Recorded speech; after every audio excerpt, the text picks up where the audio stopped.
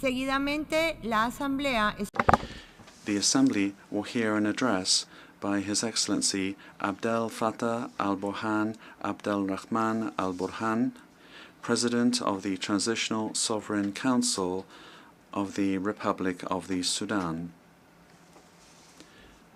I request protocol to escort His Excellency and invite him to address the Assembly.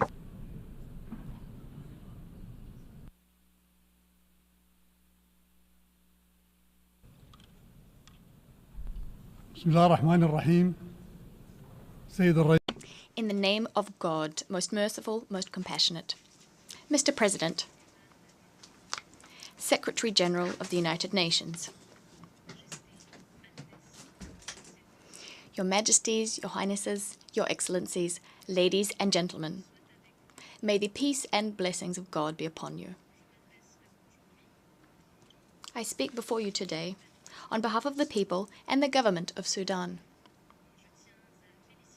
I would like to congratulate the President of this 79th session of the General Assembly and his team. We wish you every success, especially in the face of various threats to peace and security, threats which endanger our organization and which undermine freedom, peace, and justice, leading to the violation of the law. Sudan stands convinced of the important role played by the United Nations. We support all initiatives geared towards reforming the organization and its body, specifically the Security Council, with a view to enshrining pluralism, collective security, and upholding human rights, all the while tackling the challenges of climate change and ethnically and ideologically motivated terrorism. Ladies and gentlemen, Sudan commends the choice of theme for this topic, for this session, Unity and Diversity for the Advancement of Peace, Sustainable Development and Human Dignity. We welcome the priorities set by the President of this 79th session. Furthermore, it's important to implement the outcomes of the Summit of the Future, especially as regards United Nations reform and Security Council reform, so that these bodies can put an end to the protracted crises threatening international peace, as well as to achieve consensus and harmony in the relations between states and peoples. Unilateral measures taken outside the United Nations framework, in complete violation of the UN Charter and international law, political and economic restrictions, these are the main drivers of instability, especially as regards security, the economy, and also on the political front. All of this fuels war. However, I must also add that double standards and selectiveness are currently prevailing in international affairs. There can be no doubt about it. Sudan is facing very serious challenges. And in fact, a war is being waged. There's a conspiracy. A war is being waged by a group that has rebelled against the state for many years. It's receiving political and logistical support at the local and regional levels. You've all witnessed the crimes, the violations, and the atrocities committed by these rebels, targeting the Sudanese people and the Sudanese state.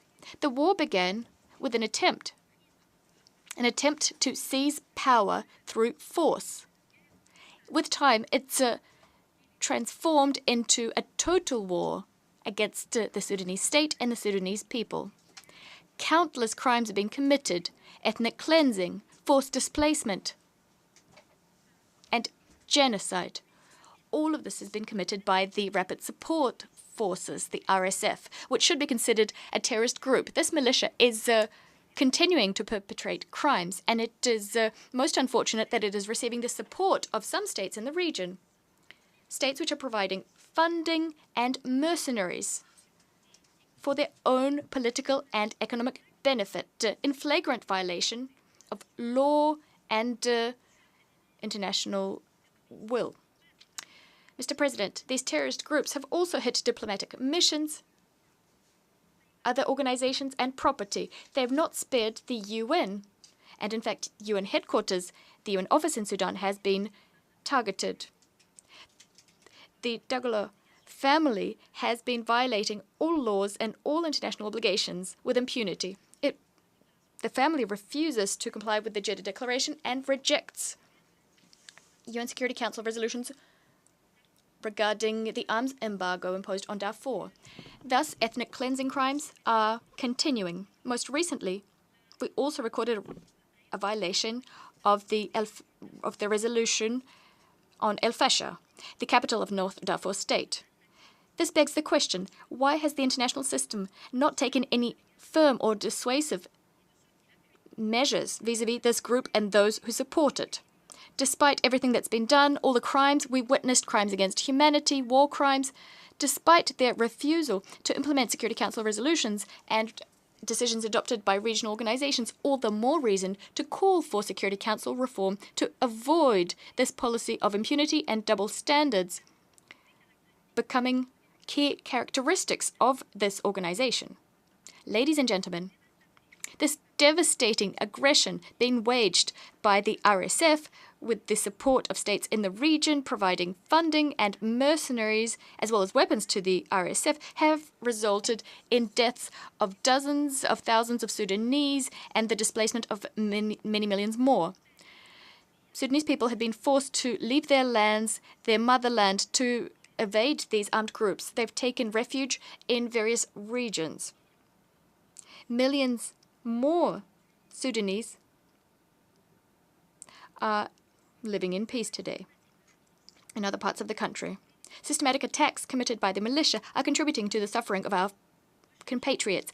As a result, we've been seeking a peaceful solution to the situation, and the Jeddah Declaration, dated May 2023, should have been enough to put an end to this war. And yet, regional political players who are in favor of the war have a different take on the situation. This has resulted in the situation we have on our hands today. As a result, and so as to alleviate the suffering of our fellow Sudanese and to facilitate the delivery of humanitarian assistance, we've opened our borders and airports. We've lifted all impediments to this aid being delivered.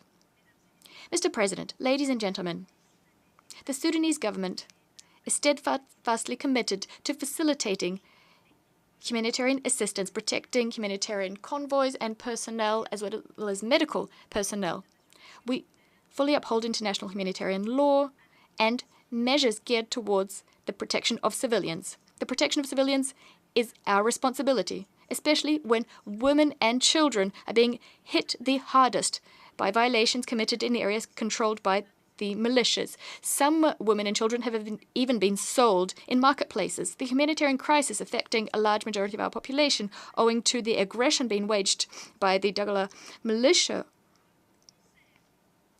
require us to act in concert with one another. It's necessary to provide assistance to millions of displaced persons and refugees. On our side, we're doing everything within our power so as to ensure that aid is delivered to those who need it most. We would like to thank all neighboring states who've welcomed displaced persons and refugees. We thank organizations providing assistance to the Sudanese people as well. President, we face a very tall challenge. This organization must shoulder its responsibility, specifically so as to protect developing countries in the face of the avarice of some other states who would like to control our people's riches through the use of force and specifically through the use of money. We hope that the will of our people will prevail. Numerous crises, including the one underway in Sudan, are the product of a policy of double standards, as well as political approaches based on exerting power, economic blackmail, and the fact that the organization has not managed to deter those who defy the will of their people and of nations, threatening international peace and security. Mr. President, today we have a marketplace of initiatives. Some of these initiatives serve narrow interests, and the corrosive effects of this are patently obvious. In our countries, artificial conflicts are growing in number. For this reason, we need national ownership, this particular principle, and that's why since the start of the crisis, we've done everything could to put an end to this war and to spare our country from the destruction being waged by the Dagalo militia, attacking the Sudanese people. Thus, we contributed to various constructive initiatives, and we still harbor hopes of ending this conflict so as to guarantee the dignity of the Sudanese people and the sovereignty of our state. We are hoping to ensure that the conflict will not be resumed and conflicts will end. The path towards an end to this conflict is clear in our view. First and foremost, we need to put an end to the hostilities. The militias must withdraw from all of the areas they currently occupy and from which people have been displaced. They must lay down their weapons so that people can go back to their homes and so that assistance can be delivered. This will also facilitate the reopening of roads, airports, and the resumption of production. Second, this end to hostilities must be accompanied with a comprehensive political process so that we can see through the political transition, avoiding the resumption of war and potential coups d'etats. Mr. President, the Sudanese Armed Forces, the SAF, is one of the state's oldest institutions. It's non-politicized. It's very much in favor of a democratic transition, and it's committed to the right of the Sudanese people to pick its leadership. This is why the SAF is upholding the commitments undertaken as part of the glorious 2019 revolution, so that a consensus government, an elected government, can accede to power. We will never accept a return to the previous regime, which was rejected by the Sudanese people. Thus, we are very much committed to facilitating the transition process, moving towards a civilian government. We will continue pursuing peace, working with all groups who have laid down their weapons, as well as with groups who still carry weapons but who are willing to respect the Juba Peace Agreement signed in 2020. Throughout this war, the Sudanese Armed Forces have done everything they possibly could, continuing to uphold international humanitarian law as well as the Geneva Conventions and protocols thereto, working to protect civilians and to facilitate the delivery of humanitarian assistance. We stand ready to partake in all initiatives that can help to put an end to this war. As soon as we have an initiative that would respect the principle of national ownership and will put an end to the control and occupation of our territory by this rebel militia. We are also in favor of all initiatives which will protect civilians and guarantee the dignity of our people. These are the prerequisites for a return to democracy. It's unacceptable for a government as well as for the Sudanese people to partake in these, to see organizations who've supported the war, states who've supported the war and massacres of Sudanese partaking in such initiatives. Some of these organizations and states have allowed weapons to be funneled through their territory to the militias, and they've also provided political support to these rebel groups. We must therefore continue acting to convince the aggressors that they shouldn't be receiving this assistance.